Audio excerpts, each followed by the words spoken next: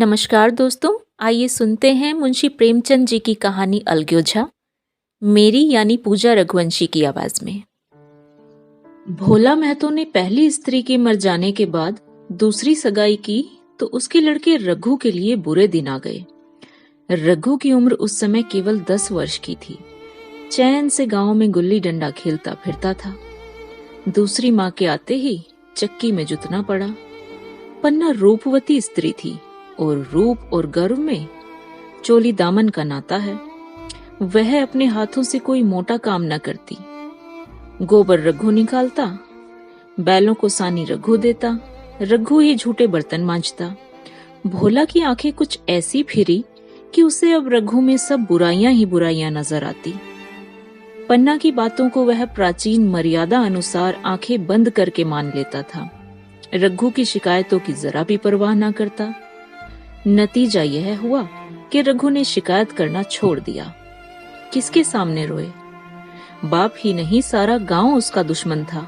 बड़ा जिद्दी लड़का है। पन्ना को तो कुछ समझता ही नहीं। बेचारी उसका दुलार करती है, खिलाती पिलाती है। ये उसी का फल है। दूसरी कोई औरत होती तो निबाह ना होता। वो तो कहो कि पन्ना इतनी सीधी सादी है कि निबाह होता जाता है। सबल की शिकायतें सब सुनते हैं, निर्बल की फरियाद भी कोई नहीं सुनता। रघु का हृदय मां की ओर से दिन दिन फटता जाता था। यहाँ तक कि 8 साल गुजर गए और एक दिन भोला के नाम मृत्यु का संदेशा आ पहुंचा। पन्ना के 4 बच्चे थे, 3 बेटे और 1 बेटी। इतना बड़ा खर्च और कमाने वाला कोई नहीं। रघु अब क्यों बात पूछने लगा? ये बात मानी हुई थी। अपनी स्त्री लाएगा और अलग रहेगा। स्त्री आकर और भी आग लगाएगी। पन्ना के चारों ओर अंधेरा ही अंधेरा दिखाई देता था। पर कुछ भी हो, वह रघु की आश्रयत बनकर घर में न रहेगी। जिस घर में उसने राज किया उसमें अब लौंडी न बनेगी। जिस लौंडे को अपना गुलाम समझा उसका मुंह न ताकेगी। वो सुंदर थी, अवस्था भी कुछ ऐसी ज्यादा न थी। जवानी अपनी पूरी बहार पर थी। क्या वो कोई दूसरा घर नहीं कर सकती? यही ना होगा कि लोग हंसेंगे बला से। उसकी बिरादरी में क्या ऐसा होता नहीं? ब्राह्मण ठाकुर थोड़े ही थी कि नाक कट जाएगी। यह तो ऊंची जातों में होता है कि घर में चाहे जो कुछ करो, बाहर पर्दा ढका रहे। वह तो संसार को दिखाकर दूसरा घर कर सकती है, फिर वह रघु की दबैल बनकर क्यों रहे? भोला को मरे 1 महीना गुजर चुका था। संध्या हो गई थी। पन्ना इसी चिंता में पड़ी हुई थी कि सहसा उसे ख्याल आया कि लड़के घर में नहीं हैं। यह बैलों के लौटने की बेला है। कहीं कोई लड़का उनके नीचे ना आ जाए। अब द्वार पर कौन है जो उनकी देखभाल करेगा? घर से बाहर निकली तो देखा रघु सामने झोंपड़े में बैठा ऊख की गंडेरियां बना रहा है। तीनों लड़के उसे घेरे खड़े हैं और छोटी लड़की गर्दन में हाथ डाले उसकी पीठ पर सवार होने की चेष्टा कर रही है। पन्ना को अपनी आंखों पर विश्वास न आया। आज तो यह नई बात है। शायद दुनिया को दिखाता है कि मैं अपने भाइयों को कितना चाहता हूं। और मन में छुरी रखी हुई है। घात मिले तो जान ही ले ले। काला सांप है, काला सांप। कठोर स्वर में बोली, तुम सब के सब वहां क्या करते हो? घर में आओ, सांझ की बेला है, गोरू आते होंगे। रघु ने विनीत नेत्रों से देखकर कहा, मैं तो हूं ही काकी, डर किस बात का है? बड़ा लड़का केदार बोला, काकी रघु दादा ने हमारे लिए 2 गाड़ियां बना दी है। ये देख, एक पर हम और खुन्नू बैठेंगे, दूसरी पर लक्ष्मण और झुनिया। दादा दोनों गाड़ियां खींचेंगे। यह कहकर वह कोने से छोटी छोटी गाड़ियां निकाल लाया। 4-4 पहिए लगे थे। बैठने के लिए तख्ते और रोक के लिए दोनों तरफ बाजू थे। पन्ना ने आश्चर्य से पूछा, ये गाड़ियां किसने बनाई? केदार ने चिढ़कर कहा, रघु दादा ने बनाई है, और किसने? भगत के घर से वसूला और रुखानी मांग लाए और झटपट बना दी। खूब दौड़ती है काकी। बैठ खुन्नू, मैं खींचू। खुन्नू गाड़ी में बैठ गया। केदार खींचने लगा। चर चर का शोर हुआ, मानो गाड़ी भी इस खेल में लड़कों के साथ शरीक थी। लक्ष्मण ने दूसरी गाड़ी पर बैठकर कहा, दादा खींचो। रघु ने झुनिया को भी गाड़ी में बैठा दिया और गाड़ी खींचता हुआ दौड़ा। तीनों लड़के तालियां बजाने लगे। पन्ना चकित नेत्रों से यह दृश्य देख रही थी और सोच रही थी कि ये वही रघु है या कोई और। थोड़ी देर के बाद दोनों गाड़ियां लौटी। लड़के घर में आकर इस यान यात्रा के अनुभव का बयान करने लगे। कितने खुश थे सब, मानो हवाई जहाज पर बैठकर आए हों। खुन्नू ने कहा, काकी सच पेड़ दौड़ रहे थे। लक्ष्मण, और बछियां कैसी भागी, सबकी सब दौड़ी। केदार, काकी रघु दादा दोनों गाड़ियां एक साथ खींच ले जाते हैं। झुनिया सबसे छोटी थी। उसकी व्यंजना शक्ति और उछल कूद नेत्रों तक परिमित थी। तालियां बजा बजाकर नाच रही थी। खुन्नू, अब हमारे घर गायें भी आ जाएगी काकी। रघु दादा ने गिरधारी से कहा है कि हमें गायें ला दो। गिरधारी बोला, कल लाऊंगा। केदार, 3 सेर दूध देती है काकी, खूब दूध पिएंगे। इतने में रघु भी अंदर आ गया। पन्ना ने अवहेलना की दृष्टि से देखकर पूछा, क्यों रघु, तुमने गिरधारी से कोई गाय मांगी है? रघु ने क्षमा प्रार्थना के भाव से कहा, हाँ मांगी तो है, कल लाएगा। पन्ना, रुपए किसके घर से आएंगे ये भी सोचा है? रघु, सब सोच लिया है काकी। मेरी ये मुहर नहीं है, इसके 25 रुपए मिल रहे हैं। 5 रुपए बछिया के मोहरा दे दूंगा, बस गाय अपनी हो जाएगी। पन्ना सन्नाटे में आ गई। अब उसका अविश्वासी मन भी रघु के प्रेम और सज्जनता को अस्वीकार न कर सका। बोली, मुहर क्यों बेच देते हो? गाय की अभी कौन जल्दी है? हाथ में पैसे हो जाएं तो ले लेना। सूना सूना गला अच्छा ना लगेगा। इतने दिनों गाय नहीं रही तो क्या लड़के नहीं जिए? रघु दार्शनिक भाव से बोला, बच्चों के खाने पीने के यही दिन है काकी। इस उम्र में ना खाया तो फिर क्या खाएंगे? मोहर पहनना मुझे अच्छा भी नहीं मालूम होता। लोग समझते होंगे कि बाप तो मर गया, इसे मोहर पहनने की सूझी है। भोला महतो तो गाय की चिंता ही में चल बसे। न रुपए आए और न गाय मिली, मजबूर थे। रघु ने वह समस्या कितनी सुगमता से हल कर दी। आज जीवन में पहली बार पन्ना को रघु पर विश्वास आया। बोली, जब गहना ही बेचना है तो अपनी मुहर क्यों बेचोगे? मेरी हंसली ले लेना। रघु, नहीं काकी, वो तुम्हारे गले में बहुत अच्छी लगती है। मर्दों को क्या, मुहर पहने या ना पहने। पन्ना, चल मैं बूढ़ी हुई, मुझे अब हंसली पहनकर क्या करना है? तू अभी लड़का है, तेरा सूना गला अच्छा ना लगेगा। रघु मुस्कुरा कर बोला, तुम अभी से कैसे बूढ़ी हो गई?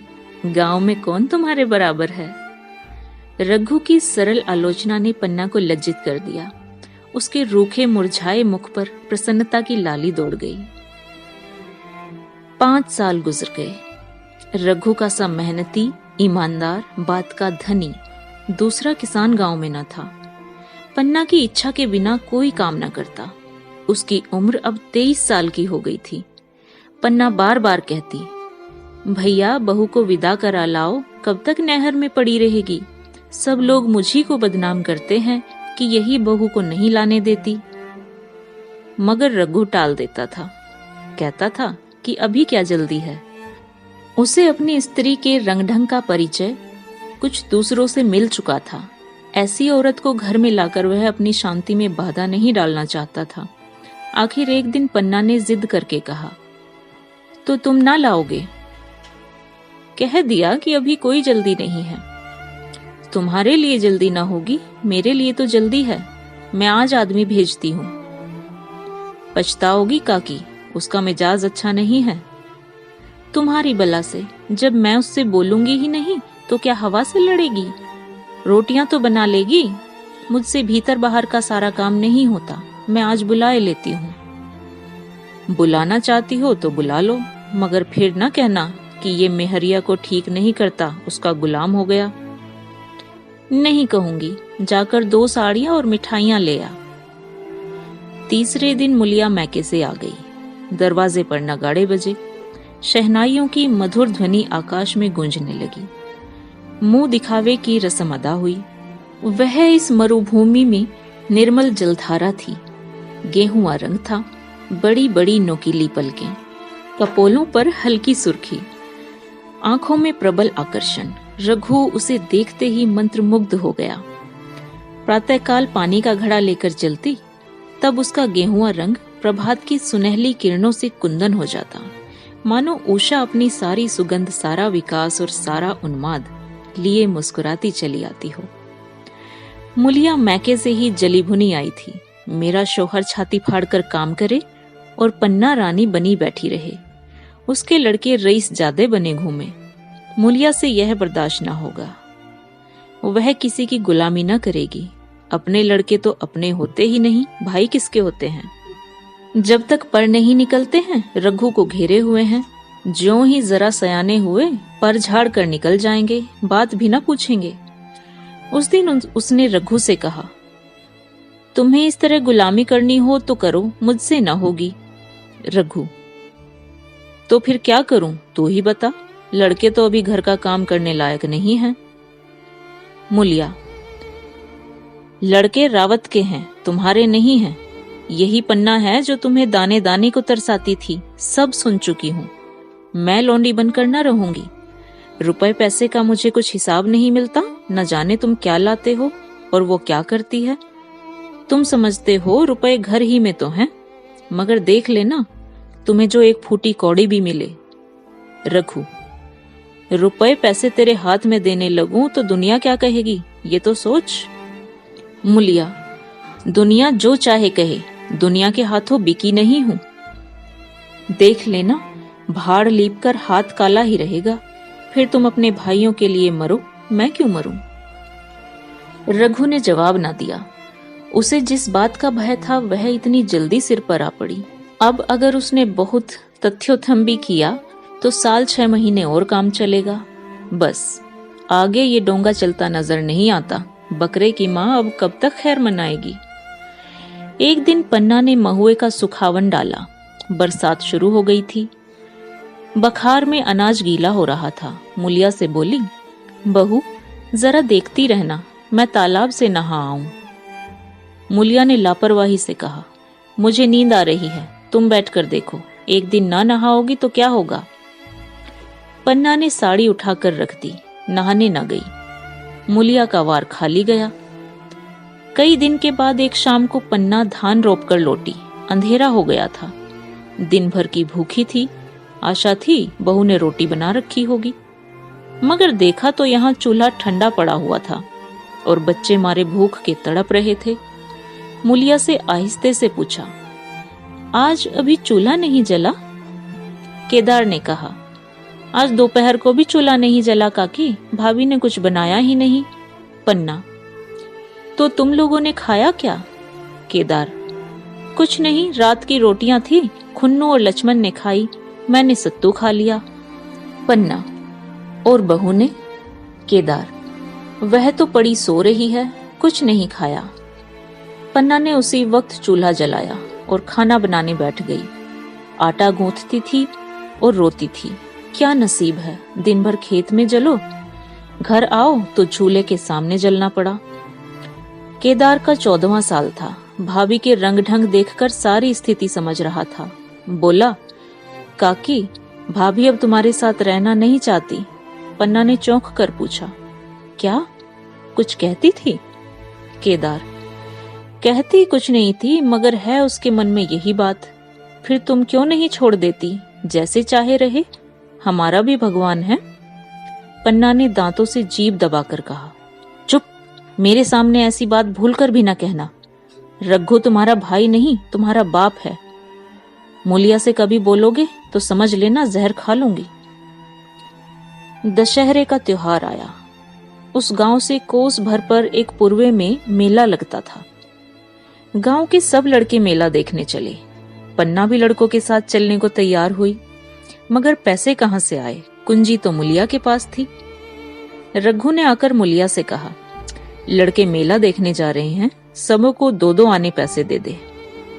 मुलिया ने त्योरिया चढ़ाकर कहा, पैसे घर में नहीं है। रघु, अभी तो तिलहन बिका था, इतनी जल्दी रुपए उठ गए क्या? मुलिया, हाँ उठ गए। रघु, कहाँ उठ गए? जरा सुनो, आज त्योहार के दिन लड़के मेला देखने न जाएंगे? मूलिया, अपनी काकी से कहो पैसे निकाले, गाड़ कर क्या करेंगी? खूंटी पर कुंजी लटक रही थी। रघु ने कुंजी उतारी और चाहा कि संदूक खोले कि मूलिया ने उसका हाथ पकड़ लिया और बोली, कुंजी मुझे दे दो, नहीं तो ठीक ना होगा। खाने पहनने को भी चाहिए, कागज किताब को भी चाहिए, उस पर मेला देखने को भी चाहिए। हमारी कमाई इसलिए नहीं है कि दूसरे खाएं और मूछों पर ताव दें। पन्ना ने रघु से कहा, भैया पैसे क्या होंगे, लड़का मेले देखने न जाएंगे। रघु ने झिड़क कर कहा, मेला देखने क्यों न जाएंगे? सारा गांव जा रहा है, हमारे ही लड़के न जाएंगे? यह कहकर रघु ने अपना हाथ छुड़ा लिया और पैसे निकालकर लड़कों को दे दिए। मगर कुंजी जब मूलिया को देने लगा तब उसने उसे आंगन में फेंक दिया और मुंह लपेटकर लेट गई। लड़के मेला देखने न गए। इसके बाद 2 दिन गुजर गए। मूलिया ने कुछ नहीं खाया और पन्ना भी भूखी रही। रघु कभी इसे मनाता, कभी उसे, पर ना ये उठती ना वो। आखिर रघु ने हैरान होकर मूलिया से पूछा, कुछ मुंह से तो कह, चाहती क्या है? मूलिया ने धरती को संबोधित करके कहा, मैं कुछ नहीं चाहती, तू मुझे मेरे घर पहुंचा दे। रघु, अच्छा उठ, बना खा, पहुंचा दूंगा। मूलिया ने रघु की ओर आंखें उठाई। रघु उसकी सूरत देखकर डर गया। वह माधुर्य, वह मोहकता, वह लावण्य गायब हो गया था।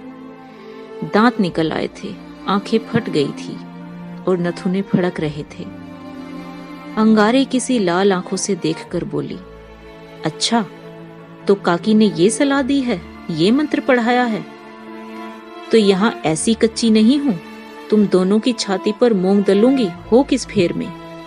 रघु, अच्छा तो मूंग ही दल लेना, कुछ खा पी लेगी तभी तो मूंग दल सकेगी। मूलिया, अब तो तभी मुंह में पानी डालूंगी जब घर अलग हो जाएगा। बहुत झेल चुकी, अब नहीं झेलूंगी। रघु सन्नाटे में आ गया। 1 मिनट तक तो उसके मुंह से आवाज ही ना निकली। अलग होने की उसने स्वप्न में भी कल्पना न की थी। उसने गांव में 2-4 परिवारों को अलग होते देखा था। वो खूब जानता था कि रोटी के साथ लोगों के हृदय भी अलग हो जाते हैं, अपने हमेशा के लिए गैर हो जाते हैं। फिर उसमें वही नाता रह जाता है जो गांव के और आदमियों में। रघु ने मन में ठान लिया था कि इस विपत्ति को घर में ना आने दूंगा, मगर होनहार के सामने उसकी एक ना चली। हाँ, मेरे मुंह में कालिख लगेगी। दुनिया यही कहेगी कि बाप के मर जाने पर 10 साल भी एक में निभा ना हो सका। फिर किससे अलग हो जाऊं? जिनको गोद में खिलाया, जिनको बच्चे की तरह पाला, जिनके लिए तरह तरह के कष्ट झेले, उन्हीं से अलग हो जाऊं?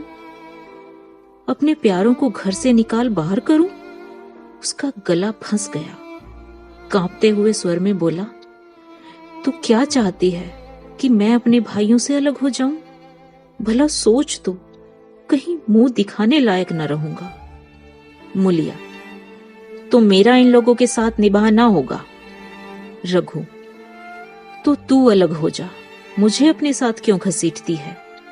मूलिया, तो मुझे क्या तुम्हारे घर में मिठाई मिलती है? मेरे लिए क्या संसार में जगह नहीं है? रघु, तेरी जैसी मर्जी, जहां चाहे रह। मैं अपने घर वालों से अलग नहीं हो सकता। जिस दिन इस घर में 2 चूल्हे जलेंगे, उस दिन मेरे कलेजे के 2 टुकड़े हो जाएंगे। मैं ये चोट नहीं सह सकता। तुझे जो तकलीफ हो वो मैं दूर कर सकता हूँ। माल असबाब की मालकिन तू ही है, अनाज पानी तेरे ही हाथ है। अब रह क्या गया है? अगर कुछ काम धंधा करना नहीं चाहती तो मत कर। भगवान ने मुझे समाई दी होती तो तुझे तिनका तक उठाने ना देता। तेरे ये सुकुमार हाथ पांव मेहनत मजदूरी करने के लिए बनाए ही नहीं गए हैं। मगर क्या करूं, अपना कुछ बस नहीं है। फिर भी तेरा जी कोई काम करने को न चाहे तो मत कर, मगर मुझसे अलग होने को न कहे। तेरे पैरों पड़ता हूं। मूलिया ने सिर से आंचल खिसकाया और जरा समीप आकर बोली, मैं काम करने से नहीं डरती, ना बैठे बैठे खाना चाहती हूँ, मगर मुझसे किसी की धौंस नहीं सही जाती। तुम्हारी काकी घर का कामकाज करती है तो अपने लिए करती है, अपने बाल बच्चों के लिए करती है। मुझ पर कुछ एहसान नहीं करती, फिर मुझ पर धौंस क्यों जमाती है? उन्हें अपने बच्चे प्यारे होंगे, मुझे तो तुम्हारा आसरा है। मैं अपनी आंखों से ये नहीं देख सकती कि सारा घर तो चैन करे, जरा जरा से बच्चे तो दूध पिए, और जिनके बलबूते पर गृहस्थी थमी हुई है वो मट्ठे को तरसे, कोई उसका पूछने वाला ना हो। जरा अपना मुंह तो देखो, कैसी सूरत निकल आई है। औरों के तो 4 बरस में अपने पट्टे तैयार हो जाएंगे, तुम तो 10 साल में खाट पर पड़ जाओगे। बैठ जाओ, खड़े क्यों हो? क्या मारकर भागोगे? मैं तुम्हें जबरदस्ती न बांध लूंगी। यहाँ ऐसे निर्मोहियों से पाला पड़ेगा, जानती तो इस घर में भूल से ना आती। आती भी तो मन ना लगाती, मगर अब तो मन तुमसे लग गया। घर भी जाऊं तो मन यहाँ पड़ा रहेगा। और तुम जो हो कि मेरी बात नहीं पूछते। मुलिया की ये रसीली बातें रघु पर कोई असर न डाल सकी। वो उसी रुखाई से बोला, मुलिया, मुझसे ये ना होगा। अलग होने का ध्यान करते ही मेरा मन न जाने कैसा हो जाता है। ये चोट मुझसे सही न जाएगी मुलिया। मुलिया ने परिहास करके कहा, तो चूड़ियां पहनकर अंदर बैठो ना, लाओ मैं मूछें लगा दूं।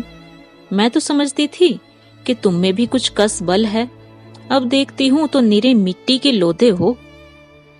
पन्ना दालान में खड़ी दोनों की बातचीत सुन रही थी, अब उससे न रहा गया। सामने आकर रघु से बोली, जब वो अलग होने पर तुली हुई है, फिर तुम क्यों उसे जबरदस्ती मिलाए रखना चाहते हो? तुम उसे लेकर रहो, हमारे भगवान मालिक हैं। जब महतो मर गए थे और कहीं पत्ती की भी छां न थी, उस वक्त भगवान ने निभा दिया, तो अब क्या डर। अब तो भगवान की दया से तीनों लड़के सयाने हो गए हैं, अब कोई चिंता नहीं। रघु ने आंसू भरी आंखों से पन्ना को देखकर कहा, काकी, तू भी पागल हो गई है क्या? जानती नहीं 2 रोटियां होते ही मन 2 हो जाते हैं। पन्ना, जब वो नहीं मानती तब तुम क्या करोगे? भगवान की यही मर्जी होगी तो कोई क्या करेगा। परालब्ध में जितने दिन एक साथ रहना लिखा था उतने दिन रहे, अब उसकी यही मर्जी है तो यही सही। तुमने मेरे बाल बच्चों के लिए जो कुछ किया वो मैं भूल नहीं सकती।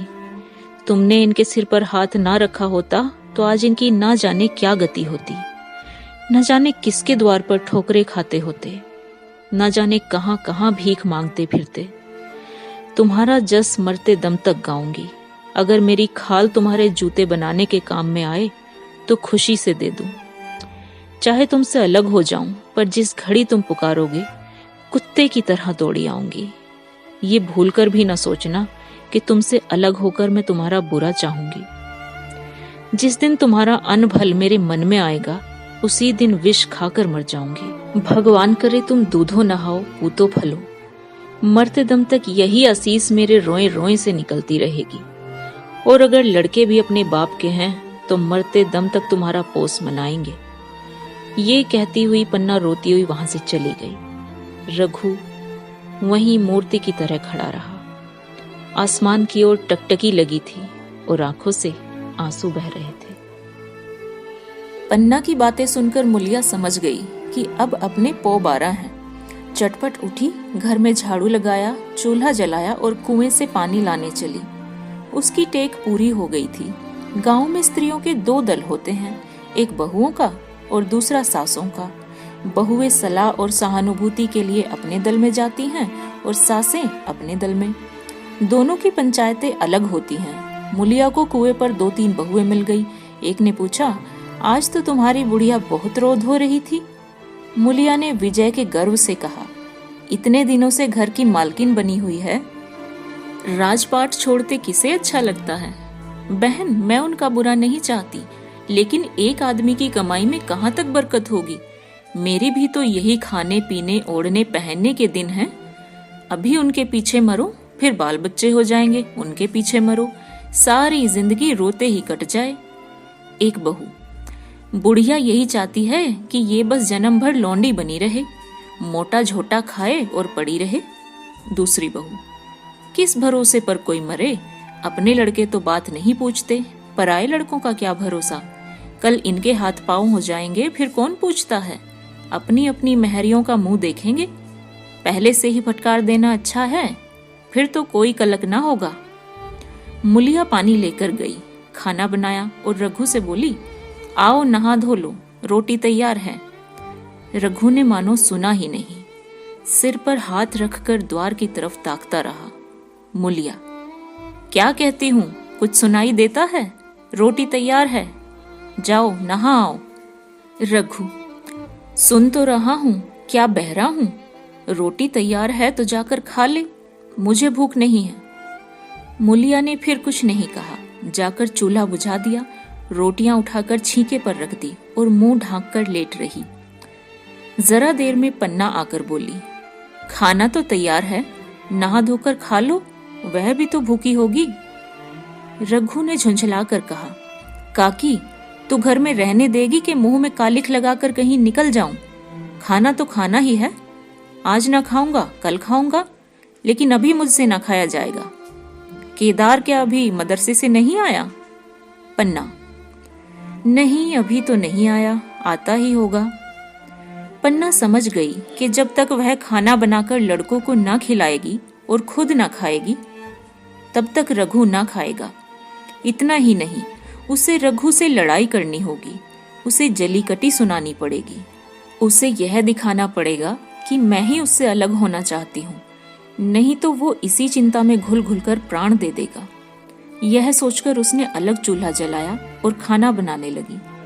इतने में केदार और खुन्नू मदरसे से आ गए। पन्ना ने कहा, आओ बेटा, रोटी खा लो, तैयार है। केदार ने पूछा, भैया को बुला लो ना? पन्ना, तुम आकर खा लो, उनकी रोटी बहू ने अलग बनाई है।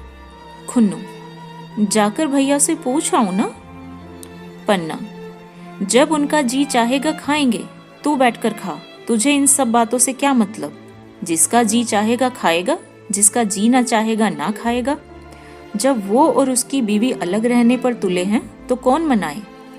केदार, तो क्यों अम्मा जी, क्या हम अलग घर में रहेंगे? पन्ना, उनका जी चाहे एक घर में रहे, जी चाहे आंगन में दीवार डाल लें। खुन्नू ने दरवाजे पर आकर झांका, सामने फूस की झोंपड़ी थी, वहीं टाट पर पड़ा रघु नारियल पानी पी रहा था।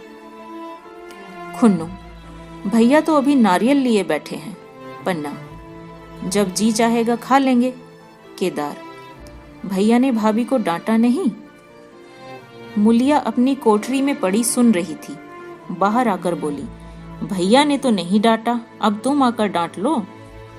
केदार के चेहरे का रंग उड़ गया, फिर जबान ना खोली। तीनों लड़कों ने खाना खाया और बाहर निकले। लू चलने लगी थी। आम के बाग में गांव के लड़के लड़कियां हवा से गिरे हुए आम चुन रहे थे। केदार ने कहा, आज हम भी आम चुनने चलें, खूब आम गिर रहे हैं। खुन्नू, दादा बैठे हैं। लक्ष्मण, मैं न जाऊंगा, दादा घुड़केंगे।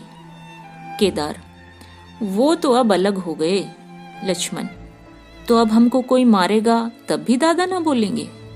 केदार, वाह, तब क्यों ना बोलेंगे? रघु ने तीनों लड़कों को दरवाजे पर खड़े देखा, पर कुछ बोला नहीं। पहले तो वह घर से बाहर निकलते ही उन्हें डांट बैठता था, पर आज वह मूर्ति के समान निश्चल बैठा रहा। अब लड़कों को कुछ साहस हुआ, कुछ दूर और आगे बढ़े। रघु अब भी ना बोला, कैसे बोले? वह सोच रहा था, काकी ने लड़कों को खिला पिला दिया, मुझसे पूछा तक नहीं। क्या उसकी आंखों पर भी पर्दा पड़ गया है? अगर मैंने लड़कों को पुकारा और वह ना आए तो मैं उनको मार पीट तो सकूंगा। लू में सब के सब मारे मारे फिरेंगे, कहीं बीमार ना पड़ जाएं। उसका दिल महसूस कर रह जाता था, लेकिन मुंह से कुछ ना कह सकता था।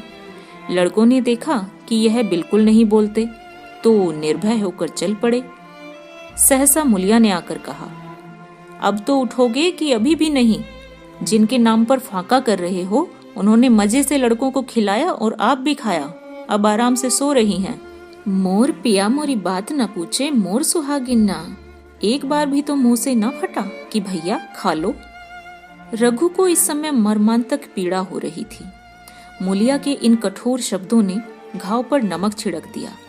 दुखित नेत्रों से देखकर बोला, तेरी जो मर्जी थी वही तो हुआ, अब जा ढोल बजा। मुलिया, नहीं, तुम्हारे लिए थाली परोसे बैठी हैं। रघु, मुझे चिढ़ा मत, तेरे पीछे मैं भी बदनाम हो रहा हूँ। जब तू किसी की होकर नहीं रहना चाहती तो दूसरे को क्या गरज है जो तेरी खुशामद करे। जाकर काकी से पूछ, लड़के आम चुनने गए हैं, उन्हें पकड़ लाऊं? मुलिया अंगूठा दिखाकर बोली, ये जाता है, तुम्हें 100 बार गरज हो तो जाकर पूछो। इतने में पन्ना भी भीतर से निकल आई। रघु ने पूछा, लड़के बगीचे में चले गए काकी, लू चल रही है। पन्ना, अब उनका कौन पूछतर है, बगीचे में जाएं, पेड़ पर चढ़ें, पानी में डूबें, मैं अकेली क्या क्या करूं। रघु, जाकर पकड़ लाऊं क्या? पन्ना, जब तुम्हें अपने मन से नहीं जाना है तो फिर मैं जाने को क्यों कहूं? तुम्हें रोकना होता तो रोक ना देते, तुम्हारे सामने ही तो गए होंगे। पन्ना की बात पूरी न हुई थी कि रघु ने नारियल कोने में रख दिया और बाग की तरफ चला। रघु लड़कों को लेकर बाग से लौटा तो देखा मुलिया अभी तक झोपड़े में खड़ी है। बोला, तू जाकर खा क्यों नहीं लेती? मुझे तो इस बेला भूख नहीं है। मुलिया ऐंठ कर बोली, हाँ हाँ, भूख क्यों लगेगी, भाइयों ने खाया, वो तुम्हारे पेट ही में तो पहुंचा होगा। रघु ने दांत पीस कर कहा, मुझे जला मत मुलिया, नहीं अच्छा ना होगा। खाना कहीं भागा नहीं जाता, एक बेला ना खाऊंगा तो मर ना जाऊंगा। तू क्या समझती है, आज घर में कोई छोटी बात हो गई है? तूने घर में चूल्हा नहीं जलाया, मेरे कलेजे में आग लगाई है। मुझे घमंड था कि और चाहे कुछ हो जाए पर मेरे घर में फूट का रोग ना आने पावेगा, पर तूने मेरा घमंड चूर चूर कर दिया, परालब्ध की बात है। मुलिया तिनक कर बोली, सारा मोह छो तुम्ही को है कि किसी और को भी है, मैंने तो किसी को तुम्हारी तरह बिसूरते नहीं देखा। रघु ने ठंडी सांस खींचकर कहा, मुलिया, घाव पर नौंद ना छिड़क, तेरे ही कारण मेरी पीठ में धूल लग रही है। मुझे इस गृहस्थी का मोह ना होगा तो किसे होगा? मैंने ही तो इसे मरमर कर जोड़ा है। जिनको गोद में खिलाया वही अब मेरे पट्टीदार होंगे। जिन बच्चों को मैं डांटता था उन्हें आज कड़ी आंखों से भी नहीं देख सकता। मैं उनके भले के लिए भी कोई बात करूं तो दुनिया यही कह देगी कि ये अपनी भाइयों को लूटे लेता है। जा, मुझे छोड़ दे, अभी मुझसे कुछ ना खाया जाएगा। मुलिया, मैं कसम रखा दूंगी, नहीं चुपके से चले चलो। रघु, देख अब भी कुछ नहीं बिगड़ा, अपनी हट छोड़ दे। मुलिया, हमारा ही लहू पिए जो खाने को ना उठे। रघु ने कानों पर हाथ रखकर कहा, ये तूने क्या कह दिया मुलिया, मैं तो उठ ही रहा था। चल खा लूं, नहाने धोने कौन जाए, लेकिन इतना कहे देता हूं कि चाहे 4 की जगह 6 रोटियां खा जाऊं, चाहे तू मुझे घी के मटके में ही डुबा दे, पर यह दाग मेरे दिल से न मिटेगा। मुलिया, दाग साग सब मिट जाएगा, पहले सबको ऐसा ही लगता है, देखते नहीं हो उधर कैसी चैन की बंसी बज रही है।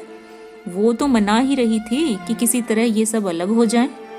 अब वो पहले किसी चांदी तो नहीं है कि जो कुछ घर में आए सब गायब। अब क्यों हमारे साथ रहने लगी? रघु ने आहत स्वर में कहा, इसी बात का तो मुझे गम है, काकी से ऐसी आशा न थी। रघु खाने बैठा तो कोर विष के घूंट सा लगता था। जान पड़ता था रोटियां भूसी की हैं। दाल पानी सी लगती थी, पानी भी कंठ के नीचे न उतरता था। दूध की तरफ देखा तक नहीं, 2-4 ग्रास खाकर उठ गया जैसे किसी प्रियजन के श्राद्ध का भोजन हो। रात का भोजन भी उसने इसी तरह किया। भोजन क्या था, बस कसम पूरी की। रात भर उसका चित्त उद्विग्न रहा। एक अज्ञात शंका उसके मन पर छाई हुई थी, जैसे भोला महतो द्वार पर बैठा रो रहा हो। वो कई बार चौंक कर उठा। ऐसा जान पड़ा भोला उसकी ओर तिरस्कार की आंखों से देख रहा है। वह दोनों जून का भोजन करता था, पर जैसे शत्रु के घर। भोला की शोक मग्न मूर्ति आंखों से ना उतरती थी। रात को उसे नींद ना आती थी। वो गांव में निकलता तो इस तरह मुंह चुराए, सिर झुकाए, मानो गो हत्या की हो। 5 साल गुजर गए। रघु अब 2 लड़कों का बाप था। आंगन में दीवार खींच गई थी, खेतों में मेढ़ें डाल दी गई थी और बैल बधिये सब बांट लिए गए थे। केदार की उम्र अब 16 साल की हो गई थी। उसने पढ़ना छोड़ दिया था और खेती का काम करता था। खुन्नू गाय चराता था। केवल लक्ष्मण अब मदरसे जाता था। पन्ना और मुलिया दोनों एक दूसरे की सूरत से जलती थी। मुलिया के दोनों लड़के बहुधा पन्ना ही के पास रहते, वही उन्हें उबटन मलती, वही काजल लगाती, वही गोद में लिए फिरती, मगर मुलिया के मुंह से अनुग्रह का एक शब्द भी ना निकलता। ना पन्ना ही इसकी इच्छुक थी। वह जो कुछ करती निर्ब्याज भाव से करती थी। उसके दो दो लड़के कमाऊ हो गए थे। लड़की खाना पका लेती थी, वह खुद ऊपर का कामकाज कर लेती। इसके विरुद्ध रघु अब अपने घर का अकेला था, वह भी दुर्बल, अशक्त और जवानी में बूढ़ा। अभी आयु 30 वर्ष से अधिक न थी, लेकिन बाल खिचड़ी हो गए थे, कमर झुक गई थी, खांसी ने जीर्ण कर रखा था। देखकर दया आती थी। और खेती पसीने की वस्तु है। खेतों की जैसी सेवा होनी चाहिए वह उससे ना हो पाती थी। फिर अच्छी फसल कहाँ से आती? कुछ ऋणी भी हो गया था। वह चिंता और भी मारे डालती थी। चाहिए तो यह था कि अब उसे कुछ आराम मिलता। इतने दिनों के निरंतर परिश्रम के बाद सिर का बोझ कुछ हल्का होता, किंतु मुलिया की स्वार्थपरता और अदूरदर्शिता ने लहराती हुई खेती उजाड़ दी। अगर सब एक साथ रहते तो वह अब तक पेंशन पा जाता, मजे से द्वार पर बैठा हुआ नारियल पीता। भाई काम करता, वह सलाह देता, महतो बना फिरता, कहीं किसी के झगड़े चुकाता, कहीं साधु संतों की सेवा करता। पर वह अवसर हाथ से निकल गया। अब तो चिंता भार दिन दिन बढ़ता जाता था। आखिर उसे धीमा धीमा ज्वर रहने लगा। हृदय शूल, चिंता, कड़े परिश्रम और अभाव का यही पुरस्कार है। पहले कुछ परवाह न की, समझा आप ही अच्छा हो जाएगा, मगर कमजोरी बढ़ने लगी तो दवा की फिक्र हुई। जिसने जो बता दिया खा लिया। डॉक्टरों और वैद्यों के पास जाने की सामर्थ्य कहाँ थी, और सामर्थ्य ही होती तो रुपए खर्च कर देने के सिवा और नतीजा ही क्या था। जीर्ण ज्वर की औषधि आराम है और पुष्टिकारक भोजन है। न वह बसंत मालती का सेवन कर सकता था और न आराम से बैठकर बलवर्धक भोजन कर सकता था, तो कमजोरी बढ़ती गई। पन्ना को अवसर मिलता तो वह आकर उसे तसल्ली देती, लेकिन उसके लड़के अब रघु से बात भी ना करते थे। दवा दारू तो क्या करते, उसका और मजाक उड़ाते थे। भैया समझते थे कि हम लोगों से अलग होकर सोने की ईंट रख लेंगे। भाभी भी यही समझती थी, सोने से लद जाऊंगी। अब देखें कौन पूछता है। सिसक सिसक कर ना मरे तो कह देना, बहुत हाय हाय भी अच्छी नहीं होती। आदमी उतना काम करे जितना हो सके, यह नहीं कि रुपए के लिए जान ही दे दे। पन्ना कहती, रघु बेचारे का कौन दोष है। केदार कहता, चल मैं खूब समझता हूँ, भैया की जगह मैं होता तो डंडे से बात करता। मजाल थी कि औरत यूं जिद करती। अब सब भैया की चाल थी, सब सदी बदी बात थी। आखिर एक दिन रघु का टिमटिमाता हुआ जीवन दीपक बुझ गया। मौत ने सारी चिंताओं का अंत कर दिया।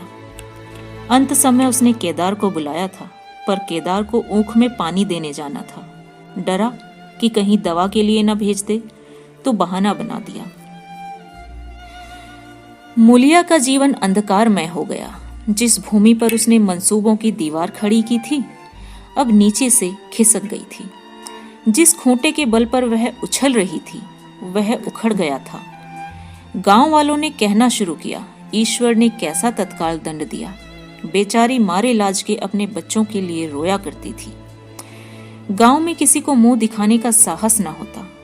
प्रत्येक प्राणी उससे यह कहता हुआ मालूम होता था, मारे घमंड के धरती पर पांव न रखती थी। आखिर सजा मिल गई कि नहीं? अब इस घर में कैसे निबाह होगा? वह किसके सहारे रहेगी? किसके बल पर खेती करेगी? बेचारा रघु बीमार था, दुर्बल था, पर जब तक जीता था अपना काम तो करता था। मारे कमजोरी के कभी कभी सिर पकड़कर बैठ जाता और जरा दम लेकर फिर हाथ चलाने लगता था। सारी खेती तहस नहस हो रही थी, कौन उसे संभालेगा? अनाज की डांठें खलिहान में पड़ी थी, ऊख अलग सूख रही थी। वह अकेली क्या क्या करेगी? फिर सिंचाई अकेले आदमी का तो काम नहीं। 3-3 मजूरों को कहां से लाए?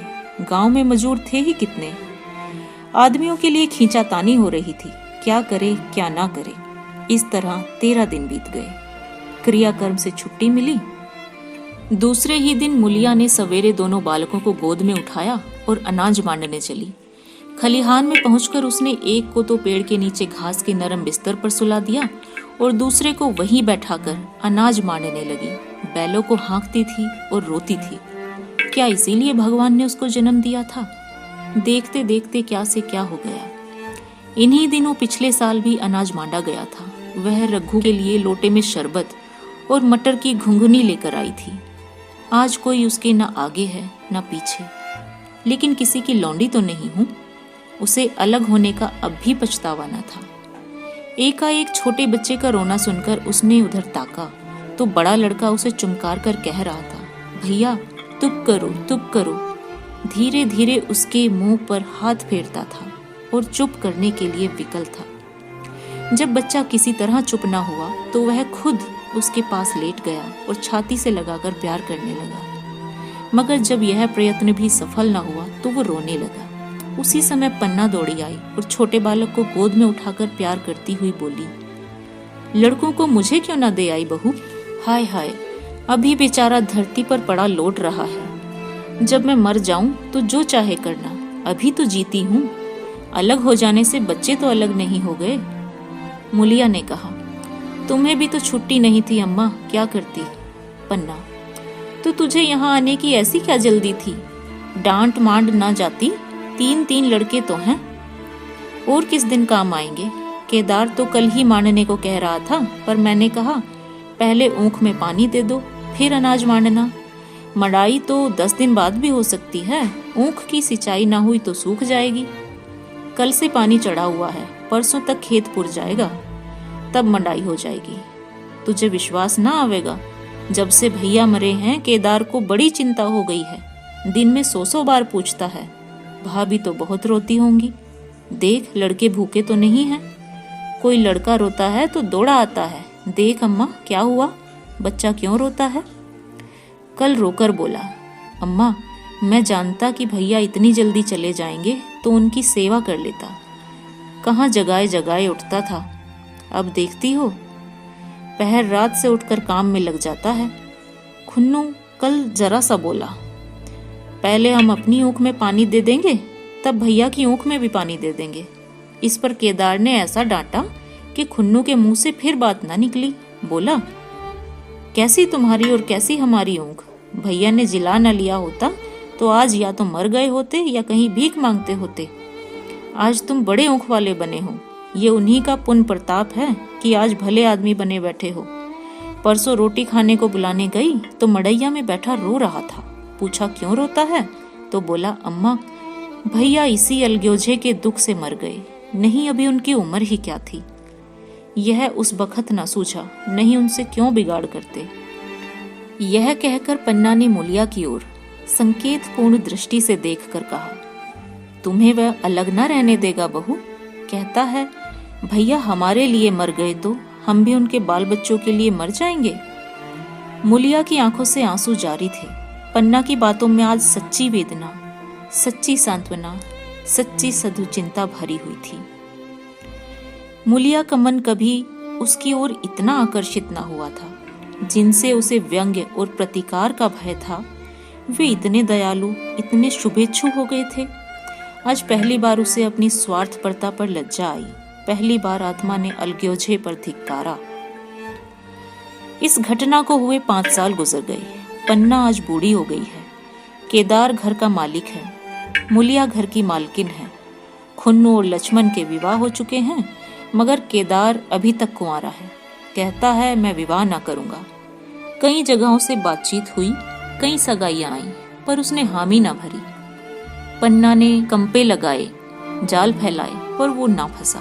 कहता औरतों से कौन सुख, महरिया घर में आई और आदमी का मिजाज बदला, फिर जो कुछ है वह महरिया है। माँ बाप भाई बंधु सब पराए हैं। जब भैया जैसे आदमी का मिजाज बदल गया तो फिर दूसरों की क्या गिनती। 2 लड़के भगवान ने दिए हैं, और क्या चाहिए।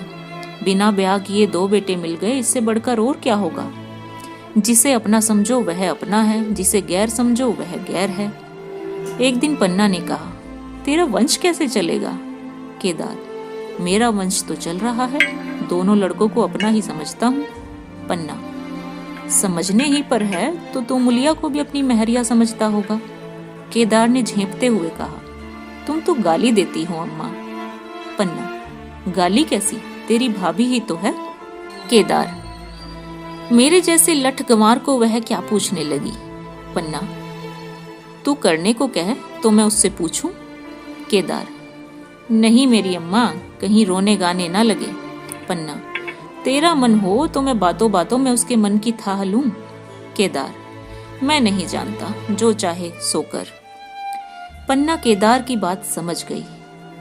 लड़के का दिल मुलिया पर आया हुआ है, पर संकोच और भय के मारे कुछ नहीं कहता। उसी दिन उसने मुलिया से कहा, क्या करूं बहू, मन की लालसा मन में ही रही जाती है। केदार का भी घर बस जाता तो मैं निश्चिंत हो जाती। मुलिया, वह तो करने को ही नहीं कहते। पन्ना, कहता है ऐसी औरत मिले जो घर में मेल से रहे तो कर लूं। मुलिया, ऐसी औरत कहाँ मिलेगी, कहीं ढूंढो। पन्ना, मैंने तो ढूंढ लिया है। मुलिया, सच, किस गांव की है? पन्ना, अभी न बताऊंगी, मुता यह जानती हूँ कि उससे केदार की सगाई हो जाए तो घर बस जाए और केदार की जिंदगी भी सफल हो जाए। न जाने लड़की मानेगी कि नहीं। मुलिया, मानेगी क्यों नहीं अम्मा, ऐसा सुंदर कमाऊ सुशील वर और कहाँ मिल जाता है। उस जन्म का कोई साधु महात्मा है, नहीं तो लड़ाई झगड़े के डर से कौन बिन ब्याह रहता है। कहाँ रहती है, मैं जाकर उसे मना लाऊं। पन्ना, तू चाहे तो मना ले, तेरे ही ऊपर है। मुलिया, मैं आज ही चली जाऊंगी अम्मा, उसके पैर पकड़कर मना लाऊंगी। पन्ना, तो बता दूं, वो तू ही है।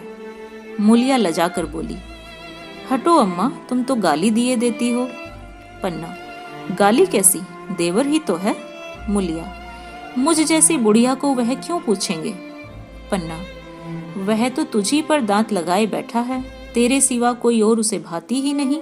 डर के मारे कहता नहीं, पर मैं उसके मन की जानती हूँ।